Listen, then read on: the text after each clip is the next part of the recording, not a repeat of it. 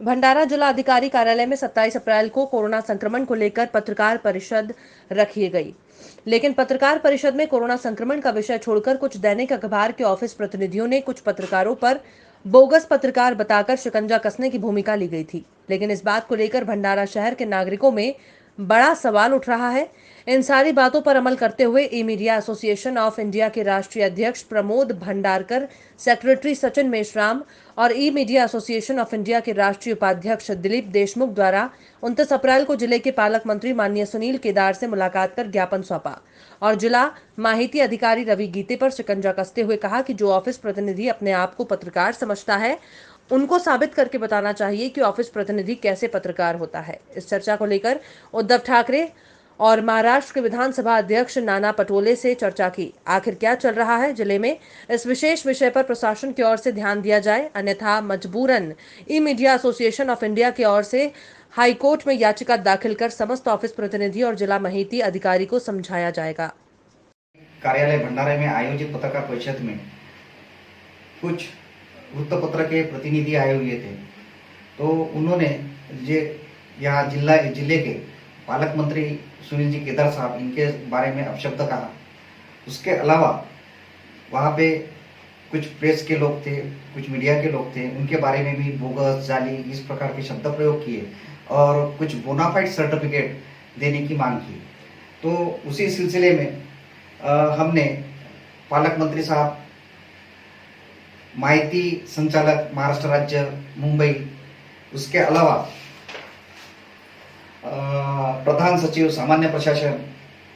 अध्यक्ष press council of India new Delhi, DVP जो जाहिरात देती है, और रजिस्ट्रार ऑफ न्यूज़पेपर, इनको इस बारे में हमने ज्ञात करवाया। इस बारे में हमने जब DIO से बात की तो उन्होंने बोले कि हमारे तरफ लेखी तकरार दो, तो उस विषय में हमने लेखी तकरार दी है और हमने उसमें कुछ मांगे रखे और जिले में कौन पत्रकार है, कौन नहीं है, और जिला प्रतिनिधि यानी पत्रकार होता है क्या, जिला प्रतिनिधि इस शब्द का वर्ड के किसी भी डिक्शनरी में पत्रकार करके उल्लेख है क्या, या डिस्ट्रिक्ट करस्पॉन्डेंस या ऑफिस रिप्रेजेंटेटिव यानी पत्रकार होता है क्या, तो इस बात का वो खुलासा करे। इसके अलावा बहुत गंभीर विषय है कि करीबन जिले के अंदर में 300 करोड़ रुपए की जायरात ये न्यूज़पेपर वालों को दी जाती है। वैसा देखा जाए तो उसके लिए कुछ कैटेगरी रखी हुई है। पहली कैटेगरी ये, उसके लिए 48,000 पेपर छापना अनिवार्य होता है। दूसरी कैटेगरी B आती है, उसके लिए 36,000 पेपर अंक छापना जो है न्यूज़पेपर, वो अनिवार्य होता है। उसके बाद में तीसरी कैटेगरी आती है, उसको 13,500 जो पेपर है वो छापना बहुत ही अनिवार्य होता है, इसेंशियल है। उतना अगर छापते हैं तो ही उनको वहाँ पे जायरात दी जानी चाहिए। मगर एक्चुअल में कुछ पेपर वाले हैं जो दैनिक पेपर वाले हैं, कोई हिंदी है, कोई मराठी है, कोई इंग्लिश है, अलग अलग इसके मल्टीपल लैंग्वेज वाले जो पेपर्स है वो 50 पेपर, कोई 30 पेपर, कोई 40 पेपर, कोई 50,000 पेपर, कोई 1,500 पेपर और कोई 2,000 पेपर, इस प्रकार के पेपर और खाली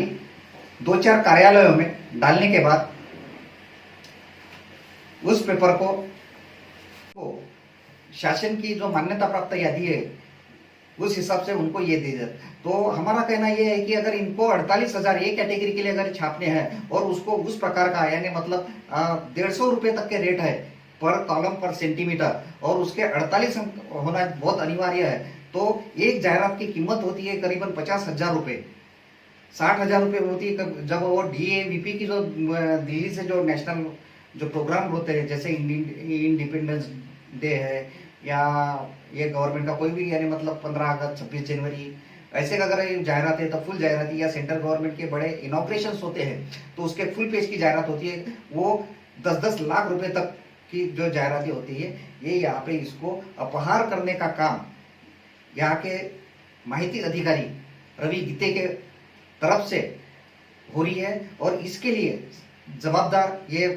रवि गीते हैं। इनको मैंने कई बार अवगत कराया कि इस प्रकार के बहुत कम पेपर छापे जाते हैं और आप इनको यानी मतलब जायरात देते हो, इनकी तहकीकात क्यों नहीं करते। जो RNI ने गाइडलाइन दी हुई है, RNI के गाइडलाइन उस पत्र में दी हुई है कि उसमें आगे ना का एक सर्कुलेशन है, circulation verification of publication annexure 1, इसके हिसाब से उनको जो 14 वहां पे पॉइंट्स दिए हैं उस हिसाब से एक इंक्वायरी करना है और उस हिसाब से उनको वहां पे मैटर इनका जो है ऑडिट वहां पे वो सबमिट करना है। मगर इसके तरफ जानबूझकर ये जो रवि गीते यहाँ का डीआईओ ऑफिसर है, जिला माहिती अधिकारी, वो अनदेखी करके शासन को बहुत तरीके से चूना लगा रहा है। और जो असल में जो पत्रकार है, पत्रकार करके जिनकी नियुक्ति है जिनके ऑफिस में, तो बहुत सारे पेपर न्यूज़पेपर वालों ने जो है वो एक्सटर्नल यानी जिसको आउटसोर्सिंग बोलते हैं, तो आउटसोर्सिंग करके किसी कंपनी को काम दिया है और वो कंपनी के तरफ से ये लोग काम कर रहे हैं, इन्हीं को ये पत्रकार समझ के इनको इंटरटेन कर रहा है। और इसके वजह से वहां पे ये जो इस प्रकार के इलीगल एक्टिविटी करने वाले जो प्रतिनिधि है, उन्होंने जो जिला परिषद कार्यालय में जो मीटिंग हुई थी उसमें कुछ अपशब्द भी मिनिस्ट्री के लिए हमारे ऑनरेबल मिनिस्टर सुनील जी केदार जी है, इनके लिए निकाला था। और ये जो भी ये खुद को पत्रकार समझते हैं, तो ये लोग जो है एक मार्केटिंग करने वाली कंपनी यानी एक्सटर्नल आउटसोर्सिंग कंपनी के तरफ काम करने वाले हैं। इनके पास में कोई भी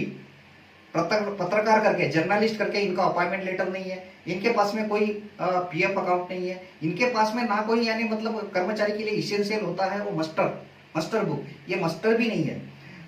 उसके बाद में उनका आईडी कार्ड है, इनका इंश्योरेंस भी होना बहुत अत्यावश्यक होता है, ये भी नहीं है। इस वजह से ये किसी भी तरीके से पत्रकार नहीं है। और जो महाराष्ट्र के अंदर में श्रमिक पत्रकार और वृत्तपत्र कर्मचारी सेवा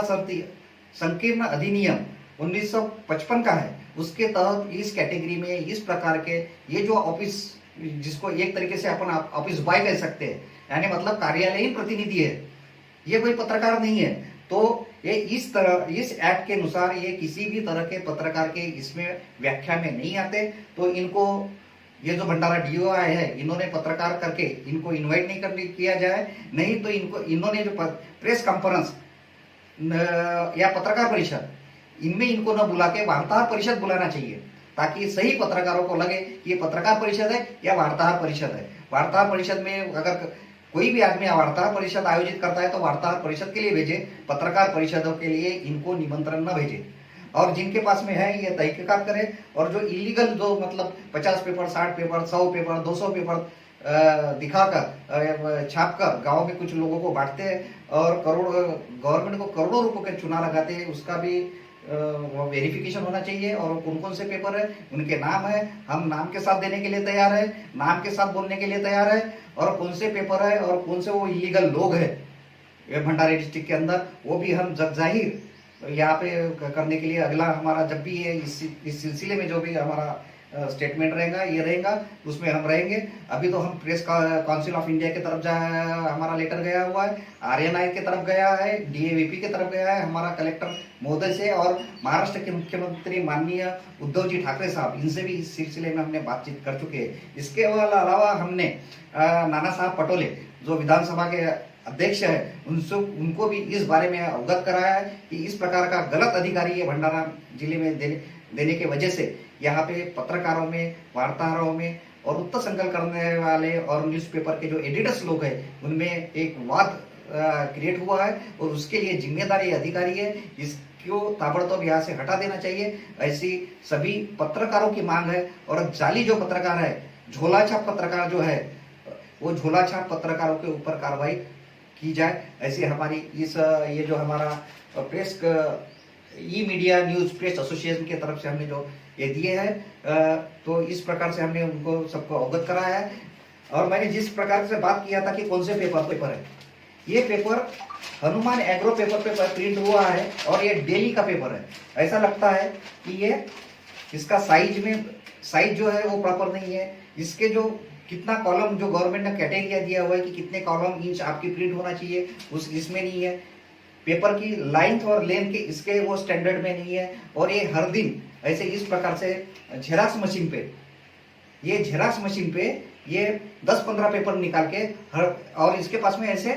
5 वाले हैं, उनके पास में भी 8-8, 10-10 है। और एक आदमी 50-50 करोड़ रुपए तक की यहाँ से जायरात उठाता है। और इसमें ये जो हमारा डीओ है इसकी आर्थिक हित संबंध जुड़े हैं और ये जो है ये जानबूझकर इस प्रकार के अंजाम दे रहा है। तो ये डीआईओ भंडारा जो रवि गीते हैं इसके प्रॉपर्टी की जांच की जाए, ये हमारी